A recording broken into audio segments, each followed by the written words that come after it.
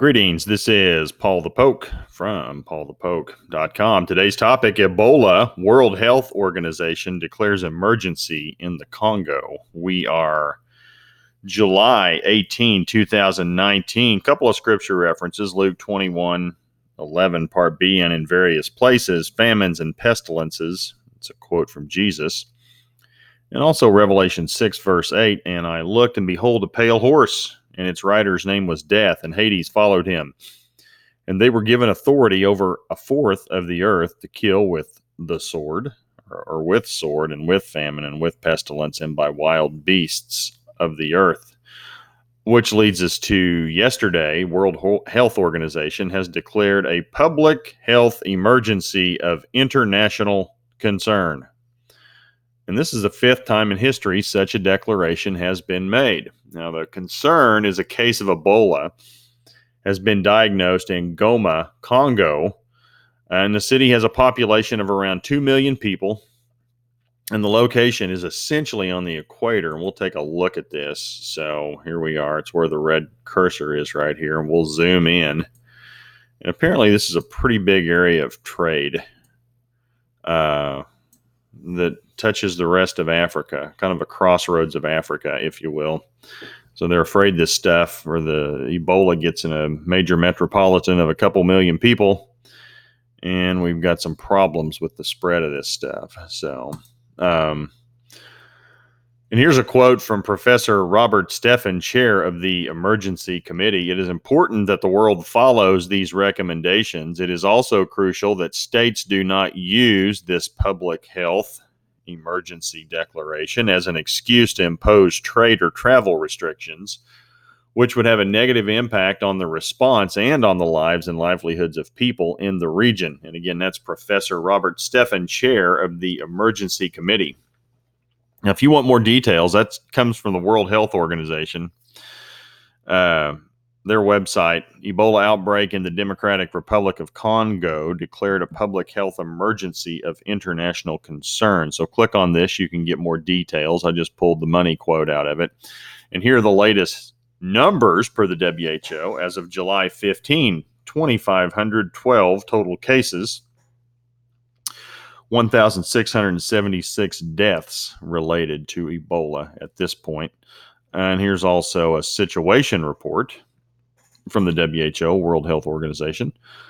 And the link below is a technical paper with data maps and charts detailing the Ebola outbreak in the Democratic Republic of Congo and surrounding countries. And again, the information is provided by the World Health Organization. Click on this link as well. And now, if we're just going to look at the nuts and bolts of this, if any of you folks have seen this before, this is just repeating some stuff. This is what Ebola signs and symptoms can cause: severe bleeding, organ failure, most likely death in most cases. Initial symptoms include fever, headache, muscle pain, and chills. May experience some internal bleeding resulting in vomiting or coughing blood. Pain areas: abdomen, chest, joints, muscles, whole body, chills, dehydration, fatigue, fever, loss of appetite, malaise, or sweating. It's a GI mess: diarrhea, nausea, vomiting, and vomiting blood. And this is kind of a hallmark of it: coughing up blood, eye redness, headache, a lot of hemorrhaging, red spots on the skin, sore throat. This is not fun, and it's quick. It's within a couple of weeks. So,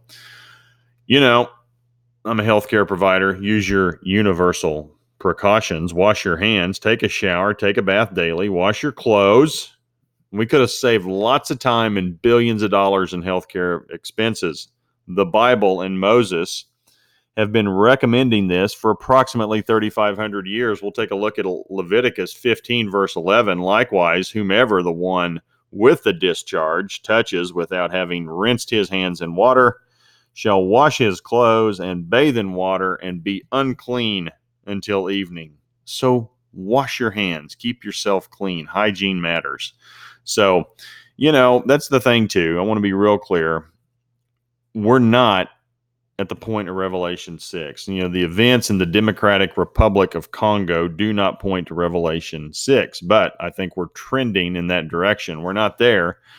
And don't get me wrong, these these events are not good news. But when we get there, a quarter of the population will be affected. So we have 7.7 billion on the planet.